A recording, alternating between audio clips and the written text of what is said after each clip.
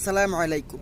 শেষমেশ ভারতীয় সেনাদেরকে যুদ্ধের জন্য প্রস্তুত থাকতে বললেন ভারতের স্বরাষ্ট্র প্রতিমন্ত্রী। এটা আসলে কিসের ইঙ্গিত? বাংলাদেশে হাসিনার পতন হওয়ার পর থেকেই ভারতের চোখে ঘুম নেই বললেই চলে। তারা তাদের চাকরানিকে এত বেশি ভালোবাসে, চিন্তাই করা যায় না। একটা চাকরানিকে মানুষ এত বেশি ভালোবাসতে পারে? ভারতের আশেপাশে যে দেশগুলো আছে প্রত্যেকটা দেশের সাথে ভারতের সম্পর্ক খারাপ যাচ্ছে। এখন খারাপ যাচ্ছে বিষয়টা এমন না, বহুকাল থেকেই ভারতের আশেপাশে যে দেশগুলো আছে প্রত্যেকটা দেশের সাথে বর্ডারে ভারতের সাথে সবসময় উত্তেজনা সৃষ্টি হয়ে থাকে। শুধুমাত্র বাংলাদেশ ছিল যার ব্যতিক্রম, সেটা শুধু একমাত্র হাসিনার আমলে এবং আওয়ামী লীগের আমলে। বাংলাদেশ জন্মের পর থেকে বাংলাদেশের অনেক প্রধানমন্ত্রী ছিল, বাংলাদেশে অনেক দল ছিল, কারো আমলে ভারত বাংলাদেশের মধ্যে এতটা আধিপত্য বিস্তার করতে পারেনি যতটা আওয়ামী লীগের আমলে ভারত বাংলাদেশে আধিপত্য বিস্তার করেছে। এখন আওয়ামী লীগের পতনের সাথে সাথে ভারতের ঘুম হারাম হয়ে গেছে।